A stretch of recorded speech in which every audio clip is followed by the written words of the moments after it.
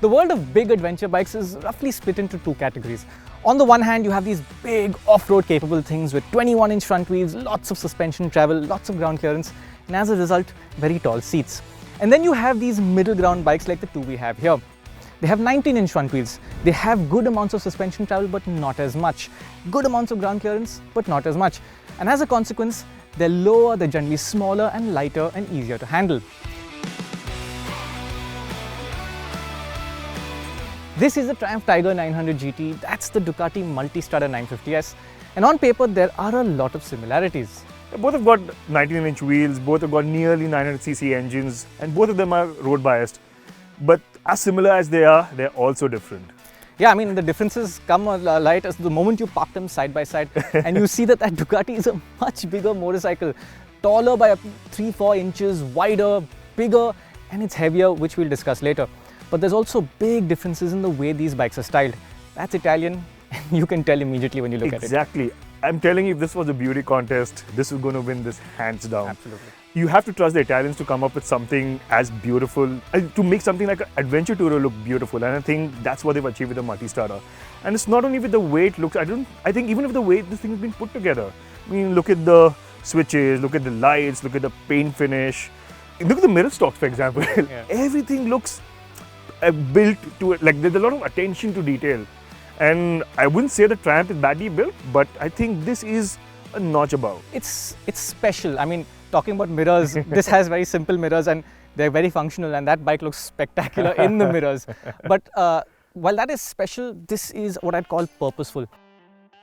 It's a noticeably smaller and easier bike to sit on. The seat height is lower.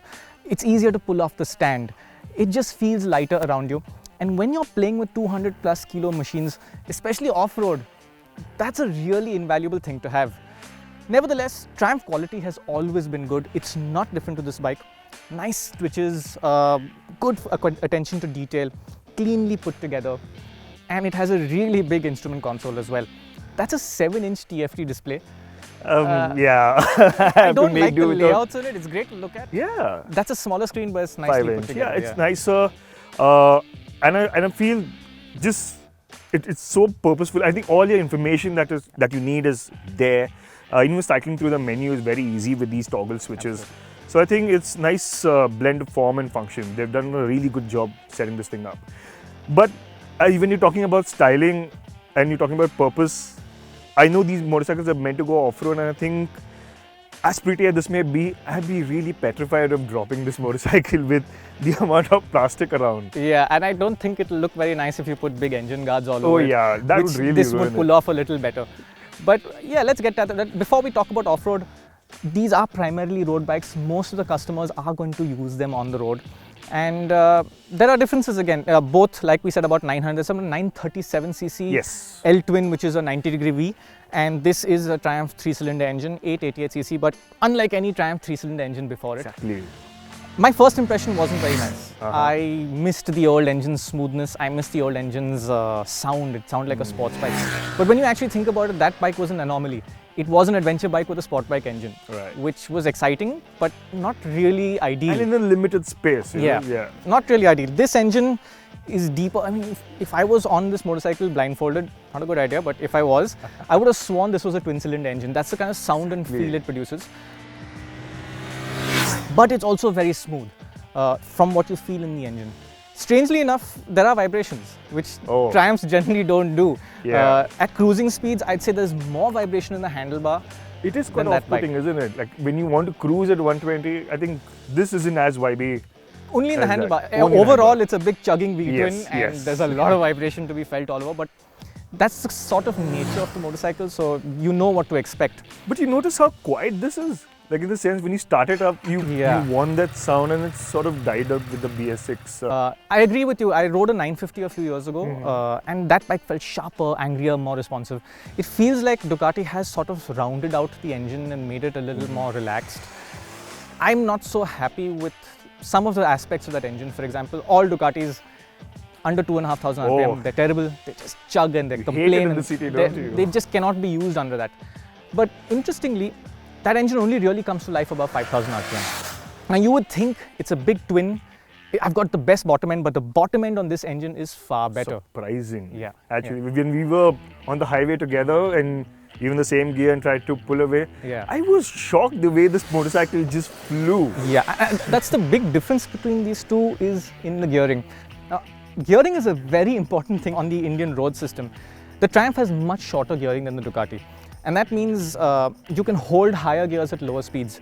For example, I could just stick this bike in 6th gear and sit at that on the highway for most periods. And that's really useful because our roads are full of idiots who do idiotic things every 30 seconds. So you cannot hold a steady high speed, right? Exactly. You're constantly slowing down and accelerating. I could stick in 6th gear at 40 kph on this bike. I and couldn't do that You can't at even all. dream of doing it on that bike. I had to probably go 2 gears down. Yeah, I'd probably go down to 4 if I had to overtake a truck. absolutely. So this So- bike is more effortless, and also because the shorter gearing, the first 3 gears, it's as fast, if not faster than that bike, which is surprising Yes. because 95 horsepower, 113 13 horsepower. Yeah. But yeah, I also, this motorcycle also weighs more. It's around about 10 kilos. A little more than 10 kilos, Roughly a I little think. more Yeah. than 10 kilos. So that's telling. Yeah. Again, as you said, you take it off the stand, you feel how top heavy this is, Right. especially with 20 liters of fuel. So it takes a lot of effort to take it off your stand. I mean, somebody as tall as you was struggling, I remember. Yeah, when it's off-road and when it's leaned over, it's not very easy. It needs effort, and I think a shorter rider would really struggle with that. I think it's important to say that while the Tiger feels just as quick as the Multi in the real world and far more effortless, that is a quicker bike overall, especially in the higher gears. This bike starts to feel like it's revving a little high when you cross 130 kph. The Multi is absolutely relaxed, and if you have an open road, I'm sure that bike will have a higher top speed. For a frame of reference, Rajni Krishnan sets our lap times at the track day every year. That bike set a faster lap time than a 900cc street naked bike, which is amazing. Why is that? I think that has to do with the suspension. Because I know the frame is the same, but this year we get electronic suspension, and that has made a world of a difference. You know, Rashad, because you can just set everything. You set into sport mode, it'll stiffen up the front and rear. You got compression and preload adjustment at the back, and rebound as well. And you get compression and rebound adjustment at the front. Minor clicks of the button, you can just stiffen it up or soften it, and it just works like a charm. So I think in any given situation, whether you have a bumpy corner or you have a smooth racetrack, You're this thing is gonna absolutely right. excel It's and beat mega it. capable on a Seriously. fast winding road. And one of the reasons for that, among many, is the position of those foot pegs. The first time I got on it, I was really surprised because the upper body position is just like you'd expect on an adventure bike. Very upright, really wide handlebar. In fact, it's a pain in traffic, but very comfortable. The lower body position feels like a street naked. It feels almost like a sporty street naked because the pegs are really high up, and The seat. the seat doesn't have much room. Yeah. It's deeply scooped. It is locks very, you into very the bike. comfortable. Yeah. But there's no room to move around. Yeah. And I think somebody as tall as you wouldn't really like it. I mean, it's comfortable. I will not say that's an uncomfortable bike at all. But this is more comfortable because this is more relaxed. The pegs are lower, the pegs are a little more forward. I have so much room to move around, and for me, that is a very valuable thing if I'm doing 1,000 kilometers a day, which these bikes can really easily do. So riding position-wise, that is one of the things that works on that bike on the road. You know, we talk about how easy it is to change the suspension setup just with a few buttons electronically on that bike. Very convenient. This also has easily adjustable suspension. It's just manual. You've got clickers on the top here for compression and rebound. You've got a very nice remote preload adjuster. It's just a knob that you turn. So it's not a problem. The Tiger is more plush. It is, definitely. It sort of wafts over the road in the way you would expect a really expensive SUV to do, you know. Nice, yeah. That is comfortable, but it's not as plush as this. And I think this is a very nice point to transition over to off-road. Oh. And that's where the things that are on these two bikes really start to shine.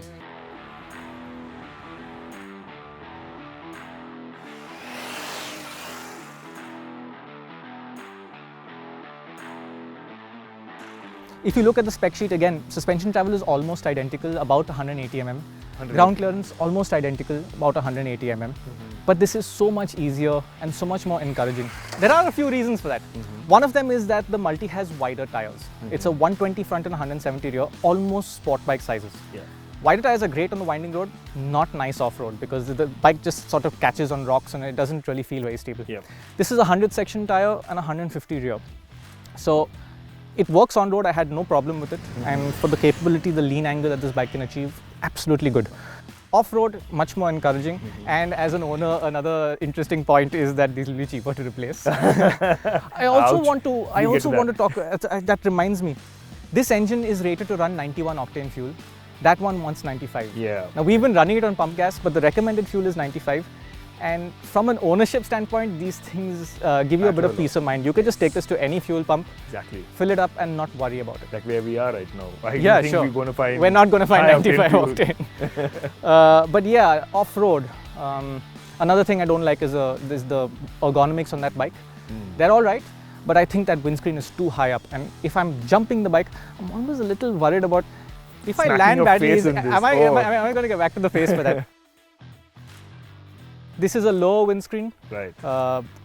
Better off-road. I also think on the road this windscreen works nicer. There's a little bit of airflow you get through these gaps here. Yes. Uh, That's welcome in the heat. yeah, and we mostly live in a hot environment. Exactly. This morning it was 17 degrees riding here, Yeah. and that was nicer. But it's going to be 40 degrees very soon in the afternoon, and I Oh. would definitely want to be on this I'm going bike to on the trade way keys back. with you, man. I'm telling you. But yes, the third reason why the Tiger is nicer off-road is the engine responses. Now, under 2000 RPM, it's very cranky. If you're in second gear, you'll stall it. And if you're in first, you have a range of nothing and then a lot of mid-range in between. So it's sort of hard to modulate that. With this, you let it go all the way down to 1000 RPM. It's smooth. Yeah. I find that this tire gets more traction off-road. It I does. think the way Triumph has just set up the chassis, the does. power delivery. Overall, this was easier. I think hands down, yes. It is the more comfortable, more easy motorcycle to ride off-road. Right, with that, I think we can now talk about the features. Yep. With bikes like this now, they all have good electronic systems. And for me personally, what I want on an adventure bike is the ability to keep the front ABS on, turn off the rear traction control, turn off the ABS at the back, and both bikes allow you to do that. That being said, the Multistarter has much more comprehensive electronics. Oh yeah, I mean, talking about an 8-level traction control, you have so many riding modes, and I can go to sport mode and still not set it at the highest power setting. I can set it to Right. medium. So Right.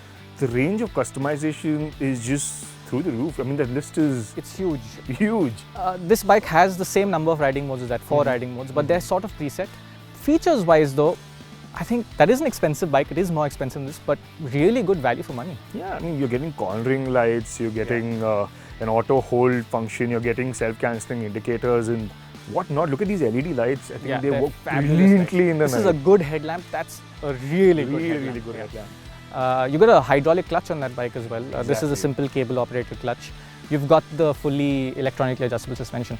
And if you think about it, if you want these sort of features on your motorcycle, so far you've had no choice but to buy a top end 20 lakh plus adventure bike to get this kind of stuff. Yeah. And it's really nice that Ducati is offering this to you for those who don't want 150 horsepower. You know, 110 is perfectly capable enough. That bike also has a quick shifter up and down, Yes. whereas it's an option on the Triumph. So the Triumph is a good deal cheaper, Yes. but the Ducati makes up for what kit it's giving you. So I think now it's time to sum up what we think of these bikes. Let me ask you this. Money no object today, which one would you buy up to 2? Ducati, I would say. I'm not, see, I wouldn't mind riding off-road, but I know my skill level is low. I know I wouldn't take something as big as heavy as a Tiger or a multi off-road. So I'm more of a road guy, but I want a fast machine. So I think in India, adventure tourer just work, man. Everything from suspension to comfort. I can spend long hours and can cover serious distance in a short time. But since I wouldn't want a street naked, I wouldn't be comfortable doing that on a street naked. I'd want to stretch my budget, get something like this. This is like a street naked, but with all the comfort. Essentially, it's all the a luxury. sporty bike that does everything on our roads. Yeah. I agree with that, but we're talking about adventure bikes today. And fitness for purpose is a very important concept. Yeah. That's a good motorcycle. This is a good adventure bike. And I think between the two, this makes sense. I thought of this analogy on the way back to yesterday. Yeah. So to me, that is like a Porsche Cayenne. Phenomenal, very capable, fantastic handling, can go off-road. Yeah. This is like a Land Rover. Not as plush, maybe not as premium feeling, but has all the comfort, all the technology you want. It will go off-road and you'll want to take it off-road Exactly. to play around. I'd just be too scared of scratching my Porsche. So that's how we're going to sum this up. if you're a guy like Rishabh, you just want to ride fast, you want to ride far in absolute comfort without a care for anything that comes on the road at your way, the Ducati is the way to go. If you want an adventure bike, a bike that encourages you to go out, you know, just climb around, ride around whatever you see, jump it, slide it, and then ride home in great comfort, tour the country in great comfort, easier to live with, cheaper to buy, Triumph Tiger 900 GT is a really nice motorcycle.